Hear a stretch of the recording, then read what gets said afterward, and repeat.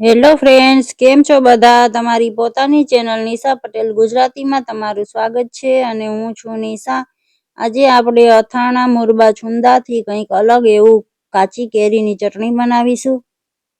શાક વિના પણ તમે 2 રોટલી વધારે આ ચટણી સાથે જ ખાઈ લેશો. એવી ટેસ્ટી, ચટપટી, ખાટી મીઠી એવી આ ચટણી બને છે ફ્રેન્ડ્સ. તમે આને બાળકોના ટિફિનમાં પણ આપી શકો છો. અને આ ચટણીની બધાથી ખાસ વાત એ છે કે આને બનાવવામાં ટાઈમ એકદમ પણ નથી લાગતો. 5 થી 10 મિનિટમાં ચટણી બનીને તૈયાર થઈ જાય છે અને તમે આને આખું વર્ષ માટે ફ્રીજ વગર પણ સ્ટોર કરીને રાખી શકો છો. તો ચાલો આખી રેસીપીને જોઈ લઈએ. લાસ્ટ સુધી રેસીપીને જરૂરથી જોજો.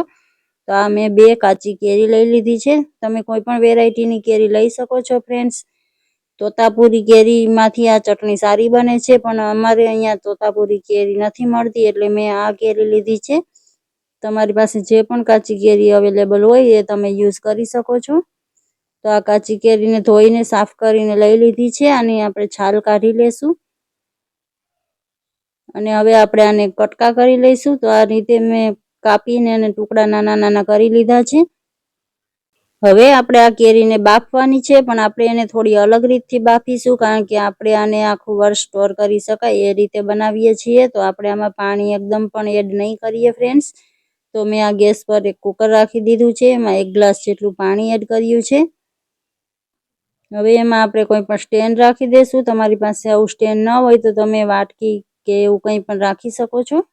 હવે આ કેરીવાળું બાઉલ આપણે આની અંદર રાખી દઈશું અને ઉપરથી પણ કવર કરી દઈશું, જેથી કરીને ઢાંકણામાંથી સ્ટીમનું પાણી અંદર ન પડે.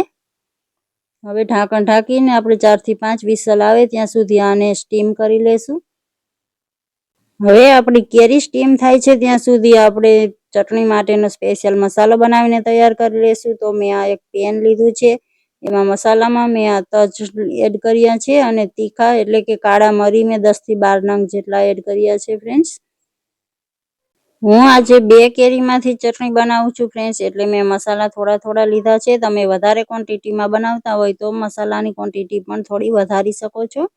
હવે આ 1 ચમચી જેટલા મેં આખા ધાણા લીધા છે અને આ મેં લવિંગ લીધા છે. 4 થી 5 નંગ જેટલા લવિંગ છે ફ્રેન્ડ્સ.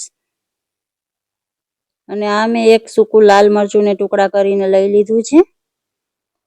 અને હવે 1 ચમચી જેટલી આ વરિયાળી લીધી છે. આ બધા મસાલા કાચા જ લીધા છે અત્યારે. હવે આપણે એને લો ફ્લેમ પર શેકવાના છે. શેકવાથી એમાંથી મોઇસ્ચર એકદમ દૂર થઈ જશે અને શેકવાથી એની ફ્લેવર પણ વધી જાય છે. અને મસાલા ક્રશ કરતી વખતે પણ શેકેલા મસાલા સરળતાથી બારીક રીતે આપણે એને પીસી શકીએ છીએ. તો મસાલાનો પાવડર કરીને મેં અલગ કરી લીધો છે. હવે આ મીઠાશ માટે મેં સાકર લીધી છે. એને પણ પીસીને પાવડર કરી લેશું. ત્યાં સુધીમાં આપણી કેરી પણ આ રીતે સ્ટીમ થઈ ગઈ છે અને ઠંડી થઈ ગઈ છે. તમે જોઈ શકો છો. કેરી પણ આપણી સારી રીતે સોફ્ટ થઈ ગઈ હોવી જોઈએ ફ્રેન્ડ્સ. આ તમે જોઈ શકો છો સારી રીતે મેશ થાય છે. તો હવે આપણે કેરીને પણ મિક્સરમાં એડ કરીને સારી રીતે પીસી લેશું. હવે મેં આ સેમ કઢાઈ લઈ લીધી છે પાછી. એમાં આપણે એડ કરી દઈશું કેરીનો પલ્પને. તમે આને એકદમ સ્મૂથ જામ જેવું ટેક્સચર કરવા માંગતા હોય તો એકવાર ગાળી શકો છો આ પલ્પને. તો એના ફાઈબર્સને થોડા ટુકડા હોય તો એ નીકળી જશે. હવે આપણે જે સાકર પીસી હતી એ પણ એડ કરી દઈશું અને બધું સારી રીતે મિક્સ કરી લેશું. ફ્રેન્ડ્સ, તમે મારી ચેનલને હજુ સુધી સબસ્ક્રાઈબ ન કરી હોય તો પ્લીઝ ચેનલને સબસ્ક્રાઈબ જરૂરથી કરી દો અને બેલ આઇકનને પ્રેસ કરી દો, જેથી મારી નવી વિડીયોની નોટિફિકેશન તમને મળતી રહે. હવે આપણે આમાં બાકીના મસાલા કરીશું. તો મેં આ સંચળ પાવડર લીધો છે. સંચળની ફ્લેવર બહુ સારી આવે છે, તો એ જરૂરથી એડ કરજો. હવે એકદમ થોડો એવો હળદર પાવડર એડ કર્યો છે અને આ મેં શેકેલા જીરાનો પાવડર લીધો છે. મારી પાસે પાવડર પડ્યો હતો ફ્રેન્ડ્સ. તમારી પાસે શેકેલા જીરાનો પાવડર ના હોય તો આપણે સૂકા મસાલા શેક્યા ત્યારે જ તમારે જીરું પણ એડ કરવાનું છે. હવે કાશ્મીરી લાલ મરચું અને થોડું નોર્મલ નમક એડ કર્યું છે અને જે આપણે મસાલો પીસીને તૈયાર કર્યો હતો એ મેં 2 ચમચી જેટલો એડ કર્યો છે. બધું સારી રીતે મિક્સ કરી લેશું. તો હવે બસ ચટણીને આપણે ખાલી 3 થી 4 મિનિટ માટે કૂક કરી લેવાની છે.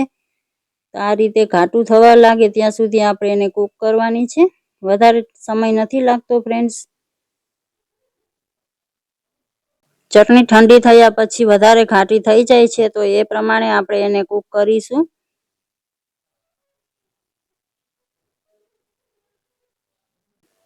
ફ્રેન્ડ્સ, આ ચટણીને તમે રોટલી, ભાખરી, પૂરી, પરાઠા કંઈ પણ સાથે સર્વ કરી શકો છો. તો આ રીતે મેં આટલું આને પકાવી લીધું છે, તમે જોઈ શકો છો. હવે આનાથી વધારે આપણે કૂક નહીં કરીએ. ગેસની ફ્લેમ બંધ કરી દીધી હતી મેં અને આને ઠંડી કરી લેશું. પછી તમે આને એરટાઇટ કન્ટેનરમાં ભરીને સ્ટોર કરી શકો છો. તો આ આપણી કાચી કેરીની ઇન્સ્ટન્ટ ચટણી બનીને તૈયાર છે. ફ્રેન્ડ્સ, આને આપણે તડકા છાયાની રીતે પણ બનાવી શકીએ છીએ, પણ આ રીતે ઝડપથી બની જાય છે. તો ફ્રેન્ડ્સ, તમને મારી આ રેસીપી કેવી લાગી? સારી લાગી હોય તો લાઈક કરી દો. તમારા ફેમિલી અને ફ્રેન્ડ્સ સાથે શેર જરૂરથી કરજો અને કમેન્ટ કરીને જરૂરથી જણાવજો. તો મળીએ છીએ આવી જ નવી રેસીપી સાથે. Thank you for watching.